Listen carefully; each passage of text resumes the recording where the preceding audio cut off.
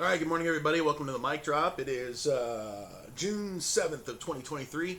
As you can tell, my voice has returned almost in full capacity, so I am your host, the mic with the most. I don't no longer sound like a ghost. I did get roast. I don't mean to boast, but I actually recovered pretty quickly, considered most, because yesterday I felt like toast. So, that being said, I'd like to welcome you to another episode of the Mic Drop. Today we're going to talk about kind of concluding / wrapping up the intense reactionary videos to what Middlebury Entitlement Schools has been doing during graduation and since I went out to the school board meeting in April. This has been kind of a tale that revolved around that, and it wasn't intended to be. When I originally started this, the day after my 40th birthday, it was just a place where truth can be dropped in love and discussed also in love, and not shut down and not immediately dismissed as that's not normal, that's not right, that's not true, that's not normal, that's not us, that's not. It's just a place for people to have a voice. And I have a loud one, and I do not mind using my loud one for the sake of others whose voices are not either as quite as developed, not as confident, maybe not as linguistic, don't know how to express themselves as much. It's one of my favorite things to do in life, is to sit down and get to know a person genuinely in earnest. Understand their passions, understand their desires, understand what makes their fire burn, what makes them human, I love those stories. I love stories, period. That's one of the reasons I'm so excited about this, is because I'm hearing so many stories from people, not just in support of what happened to me, but also in revelation of what happened to them. So, as I was thinking on this and I was kind of praying about it last night, I was presented with an idea. And I know you're thinking, like, you already have an idea. It's called the mic drop. Like, yes, you are correct. I do have that idea, and yes, it is the mic drop. It's going to get bigger because the following that is coming out of this is growing bigger. And I didn't realize this until yesterday, but like the two videos I made at the beginning of the Middlebury Entitlement Schools Saga, just entitled "What the," and then followed up by F. I mean, each of the videos have 1,000 views individually, and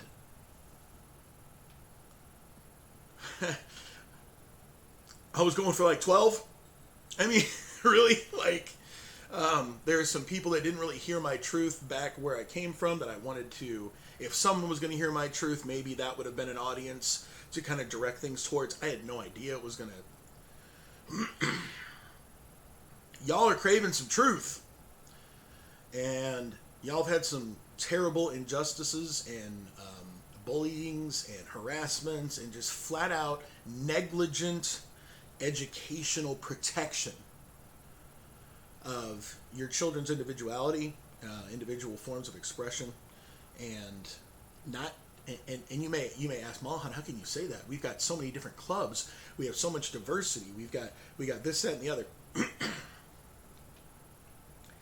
I don't say a lot to cause a lot of problems unless it's to promote love.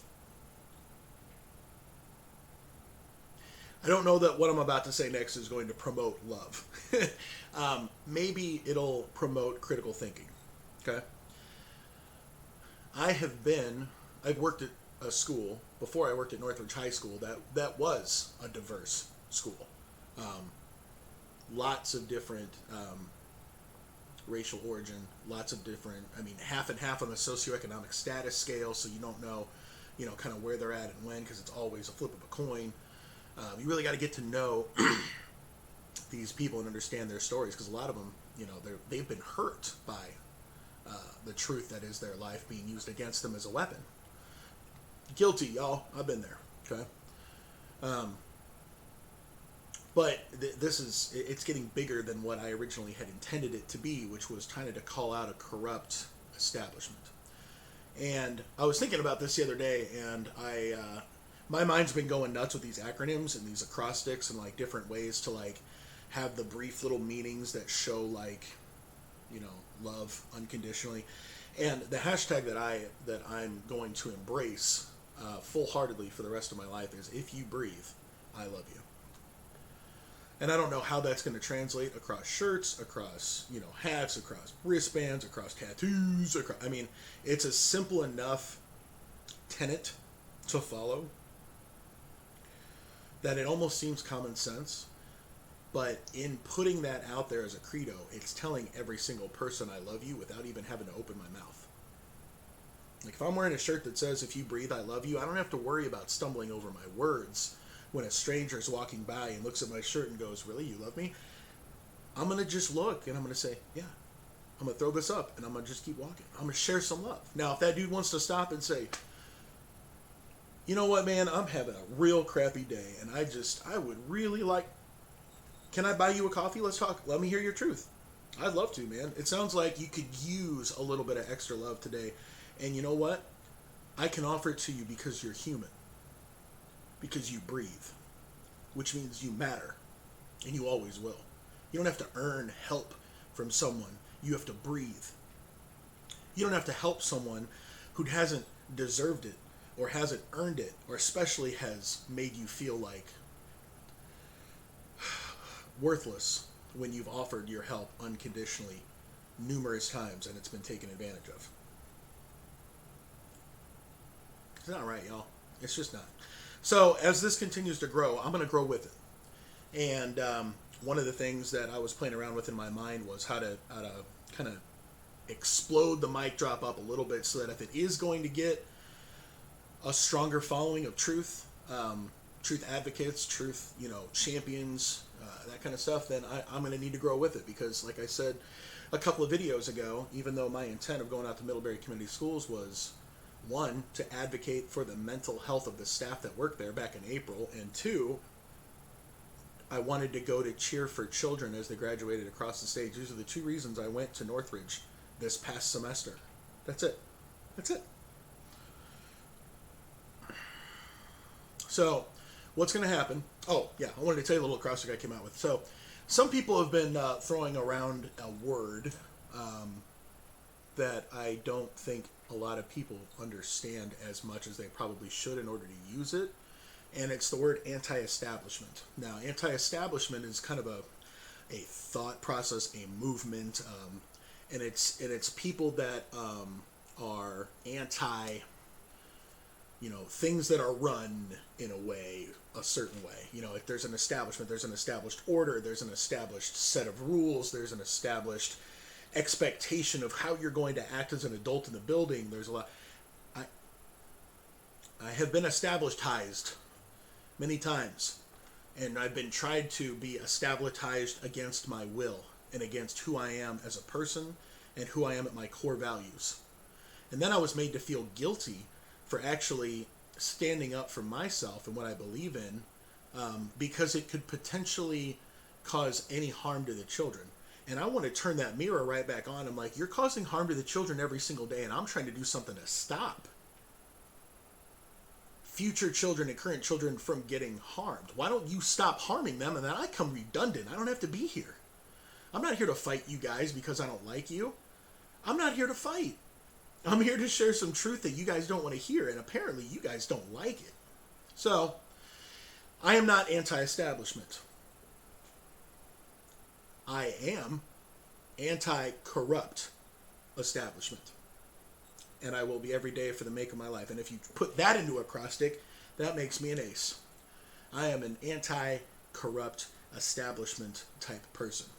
So, I don't know how that feels for you guys. For me, it feels pretty empowering because it means that at my core, the minute that there is unjust or unfair treatment of anybody in an established order of any kind, how I was created and what I was created for on this planet was to come against it and remove the corruption, not the establishment. And I want you to hear this very, very clearly. It doesn't matter if Middlebury Community Schools has 100 years of abusing their power, of getting away with bullying and corruption and harassment and all this stuff. If they have 100 years of that, and Dr. Jason Snyder and or the school board were to come and say, hey, you know what? We recognize that there is some corruption in our establishment, and we're going to take action. Now, I've heard corrupt people say corrupt things many, many times, so that's not just like, oh, thank God, I believe you, now I can go rest. Because we're not that dumb on the mic drop, because the truth deserves more than just your trust. And when you have broken the trust of the community, then when you ask them to trust you for things like, oh, I don't know, let's use a random one. I believe we're not going to do the live stream today because it's possibly going to violate copyright issues. Well, let me ask you a question, Middlebury Community Schools. In your preparation for graduation, you didn't think to ask that question until an hour before you were live? As the kids like to say, I call cap. As the adults like to say, I can't say that on camera. So as Mike likes to say, that smells a little bit like bull honkery to me. Just a bit. Especially if you pride yourself on being one of the leading school corporations in the county. And you can't even think about the loved ones of your graduates enough to have forethought into looking at a copyright issue? Okay. Again, I'm not here to judge. That could actually be the truth. They could have been so ignorant of that fact that an hour before they just had to do a knee-jerk reaction. It's possible. Do you believe it? And again, I don't come onto the mic drop to tell you guys what you should believe. I come on to tell the people on the mic drop what I've heard and I've been told to believe and looks sus. And I throw it back out to you guys, the people that want to look at it too and have felt that things have been sus in the past and have not had a voice, to look at it and say, you know what? Using my own intelligence, using my own experience, and using my own time in the same community, I've evaluated what Mr. Malahan has said, and I found that in my own life, there are a few question marks. And if you're a corporation that prides itself on being transparent, which, again, I'm only quoting words that were told to me to tell to people in the community about what our schools are. So, the greatest lesson that I have learned in the midst of all of this, and if I can impart any particular wisdom into anybody watching this right now for anything for the rest of your life, words are pretty, and they can be extremely long and verbose and filled with many syllables and consonants, like anti-disestablishmentarianism, which is a complete opposite side of the establishment stuff I talked about a second ago, and it's got a lot of syllables in it. I talked about one of my kids, one of my former graduates yesterday, was reaching out to me about the mic drop, and she had said to me that some of the words in one of my videos she had to look up a little bit, and I'm thinking, I don't remember saying anything that would really... Well, I use the word disputatious. Okay. The reason I know the word disputatious is because I am disputatious to corrupt establishments and corrupt people. You've heard the word dispute. You play it all out. Someone who wants to get into a dispute is, by definition, disputatious. Not that hard. But it is if you're not used to thinking in that type of, higher thinking. And the reason I bring that up is not to show a difference in, intelligence or language or anything like that. It's the fact that Middlebury Community Schools prides itself on sitting at a high level of academic excellence with their words. But their actions don't line up. And everything that they spout out saying, there's somebody in their community that's calling cap or calling BS, bullhonkery, BH, depending on where you're at.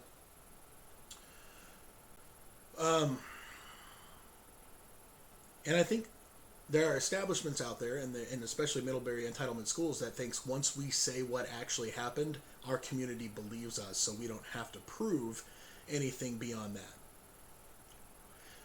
That might have flown back before the advent of the internet, but it's not going to fly now, especially when you have people with the ability to ask critically and analytically in ways that they never have before. And I think that scares you, honestly, because look at what your reaction has been to people presenting a truth that's contrary to yours, Middlebury Community Schools. Let's take a look. I show up on April, and I discuss my experience of bullying and harassment and basically made to feel worthless at the school that I worked at, which was prompted by a story that was a tragedy that happened at the middle school that previous month. When I showed up at the school board meeting and I had my 3 minutes, the first thing I said was, "Hi, I'm here talking because of what happened with John Homan, but that's really all I'm going to talk about when it comes to John. Because his story and what it led to resonated with my story and what I ran from."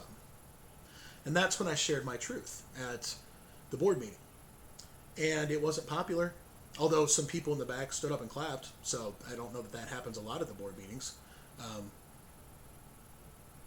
And I didn't care what happened after, other than what would happen to the children and what would happen to the staff who were feeling like I was, or maybe, like someone else has. It's an attempt to help. And here's what Middlebury Entitlement Schools' response was for me to coming out and saying, "Hey, I want you to take something seriously because this could be going on around." They didn't immediately launch an investigation into it.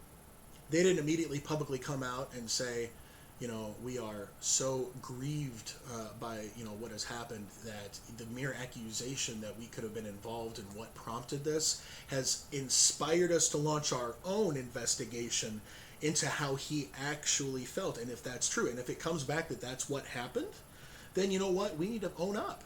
And we need to say, hey, we could have done a better job of helping to support the staff members. And that's not putting blame or accountability on why people choose to do what they do out of their own horrible emotions. What you choose to do as a result of your emotions is on you 100% and no one else. Now, that doesn't mean that people aren't going to try to manipulate you into being a certain way so they can control you, i.e., I'm going to start sharing some stories of my experience of Middlebury Community Schools that are going to they're going to ruffle some feathers of the people at Middlebury Community Schools, because they are truths that were told to me, and I don't want to say they were told in confidence. They were truths that I'd asked about in a private manner because I wanted to know how it was going to affect the kids. And what I envision doing going forward with the mic drop is going to kind of play that out a little bit. But as I'm continuing with this story, I have been removed from the ability to speak truth on anything online and anything in person at Middlebury Community Schools. If what I'm saying is not the truth, why are you so afraid of me? Your kids aren't. Your community isn't. Last I checked, the majority of the parents that I worked with, no. What are you afraid of? Accountability? Last I checked, an establishment that is afraid of being held accountable is, by definition, corrupt. Look it up. These are mic drops. These are mic truths. I'm not saying lies. And if you are a corrupt establishment, you have already invoked my justice side to try to fight for people that can't fight for themselves in that environment. And then you make the mistake of doing it to a population that I'm going to devote the rest of my life to counseling and help bringing up in this world.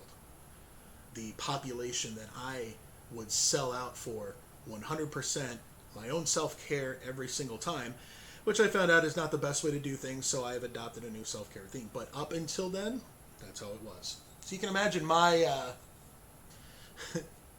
visceral protective side coming in. Again, these are things that are told to me, so again, just take these with a grain of salt. One of my parent families who's been, reaching out to me through all this, heard what I said on my tearful video about not being a dad yet, and they just so happen to reach out and say that I've been a father to hundreds of students over the last 10 years, and I don't even know it. And I will accept that in absence of genuine fatherhood or a steady male role model, that students working with me when they come to the high school, if I fit that role as a stable father figure to them, I'm not asking for it. I'm not seeking it. But if a child is in desperate need of something like that so they can function as a human, then I'm going to do everything in my power as an adult in that building to make them feel supported. And I've had kids come out afterward and said, man, you really supported us almost like you were my, this, that, and the other. I'm like, that's the point. That's the whole point. We're supposed to be workers at a community school system, okay? A community school system cannot exist without a community. A community cannot exist without people agreeing to live together peacefully. And I haven't felt a lot of peace lately coming out of Middlebury Community Schools from the graduates and from the parents and from former staff members and personal experience. So, to that end, here's what we're going to do. Going forward, I'm going to explode the mic drop into 3 different segments, okay? And the first one is going to be this. This is just, the mic drop is, you don't break something if it's not, you don't fix something if it's not broke. Sorry. And so what this is going to become, like I said, over this week and going into next week, I'm going to create a schedule where the mic drop will happen, and it may happen daily. As things get a little more busy for me, it may not, but it's going to be regularly pretty routine. And it's going to be a live Twitch stream. So it will change from this as a video that I've recorded that I'm sending out to you to an actual Twitch stream where people who have been commenting on my YouTube videos, my Facebook pages, you can actually type in live during that conversation to bring in tidbits of your truth that you would like shared. Now, some people are asking, like, isn't that inviting just people to come in and lie about everything and just what you're going to ask them to believe? No, I'm not. I am not asking anybody to do anything. I'm offering. If you have a truth that wants shared, come and share it. I'm not going to immediately turn around and say, okay, everybody, thank you. They shared their truth. I want you to go out there and believe it and change everything about what you believe, because that's the truth. We have enough people in the news right now that are doing that. I don't need to. That's going to be a different mic drop segment when we come to the truth. Trust. But I'm going to ask you this in response. If I'm inviting a forum for people to come in and share their truths that may be uncomfortable, why do they have to come to me if you're such a strong community? I'm an outsider. I wasn't born in Middlebury, but I poured every part of my heart and soul that I was there for the years that I was there into Middlebury, and I think the community saw that, which is why they're reaching out in love and support for me and not for you right now, Middlebury Entitlement Schools. Now, I know absolutely full well that what I am reaching for may be unattainable, and that is for corrupt establishments to accept accountability and work towards becoming less corrupt. That would be the goal. The ultimate goal, that's an offset of the ultimate goal. The ultimate goal in everything is love. Period. It's one word. How you love on others is it's your business card. It's your mantra. It's your title. It's your chutzpah, your reputation that precedes you, which a lot of the time is fueled by a word that I hate called perception. But perception in and of itself is not a bad thing. It's how people use perception as a weapon to try and control other people. I invite different perceptions of the mic truth. I invite it all the time. In fact, there are people out there right now that are commenting on the mic drop through various means that they know for sure I'm not going to see.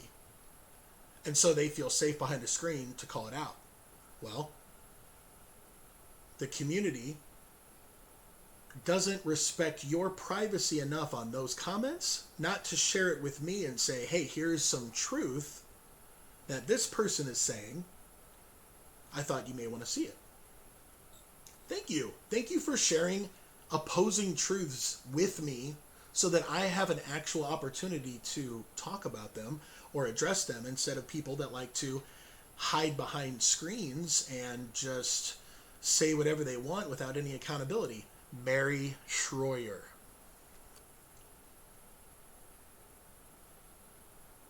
I don't like people that are afraid to discuss the truth.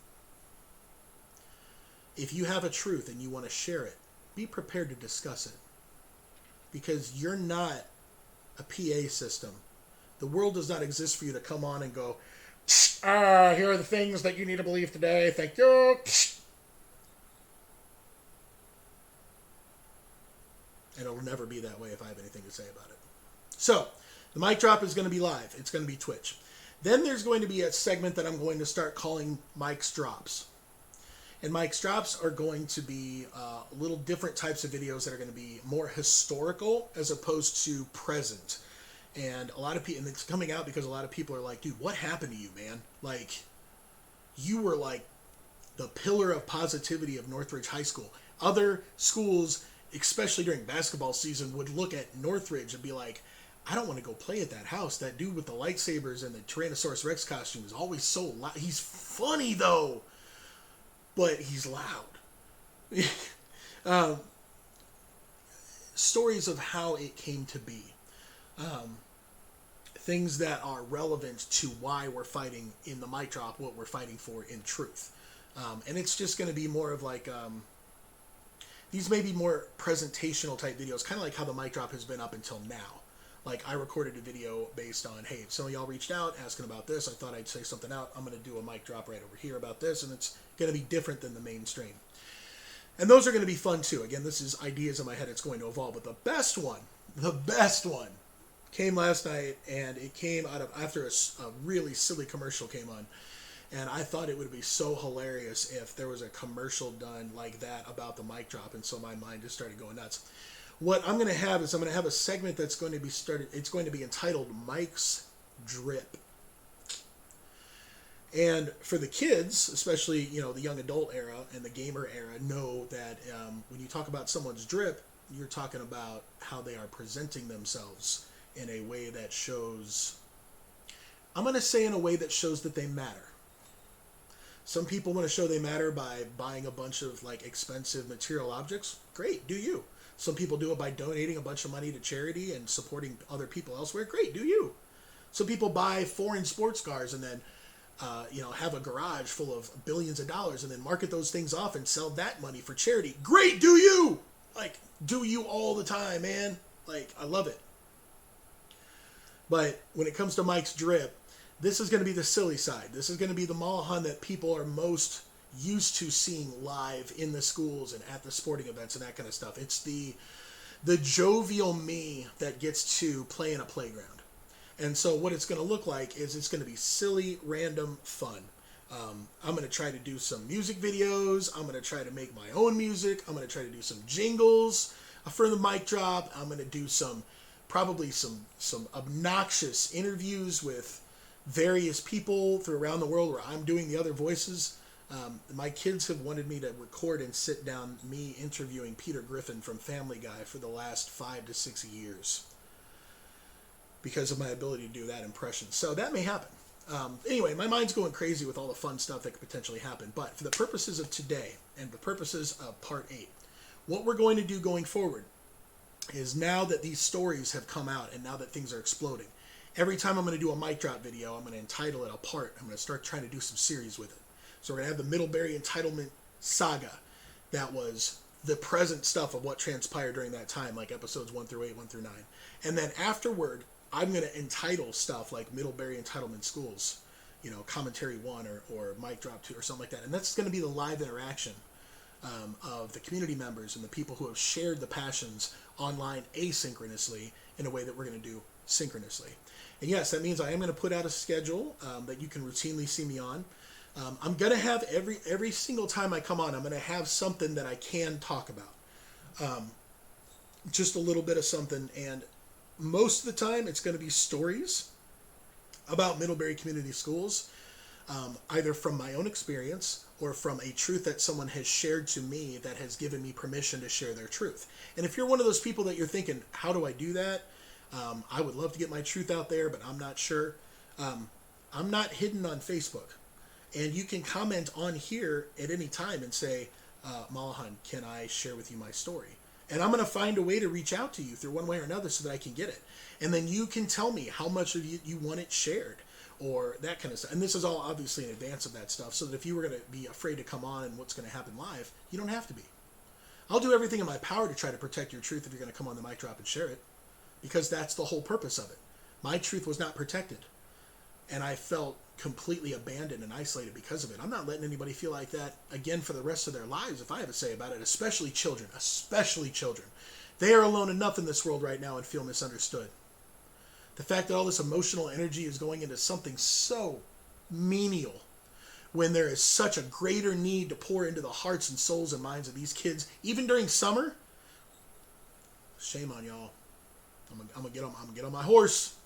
I'm not trying to do that today. So, from what I've heard of the board meeting, that's all I'm going to say. And I treasure you guys, and I love you guys, and I love your passion. Please, please, please keep reaching out to me with the stories that you want to share, and watch for future videos soon that are going to kind of describe out how things are going to go. Sound good? Oh, and one last thing before I go. If you don't believe in miracles, you may want to start. And the only reason I say that is because something happened to me that was miraculous. But it's not like world-changing miraculous, just it was miraculous that it happened to me.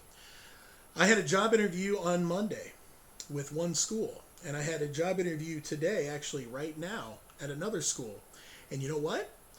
Both of them reached out to me around the same time at the beginning of the week and said, hey, for different reasons.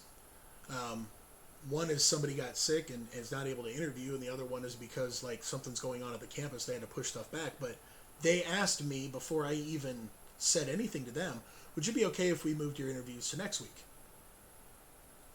And I don't think about this, kids. I don't have a voice right now. Like Monday and today would have been the best that I had, and it got pretty good. But like yesterday, I mean, if you don't believe that there is something larger than yourself at work that can help move things around in your favor, or is maybe already working around for things in your favor, as a mic drop truth, the only thing I'm going to ask you to do is maybe instead of dismiss it immediately, just open an ear. You can dismiss it again later. You can hear 5 seconds of the new truth and be like, nope, sounds just like the same, and shut it right back off. And again, the only thing you're doing is something intelligent, like checking your truth with where it is currently in the world. And that doesn't mean change it. That just means I wonder where my truth is as it sits amongst the things in the world.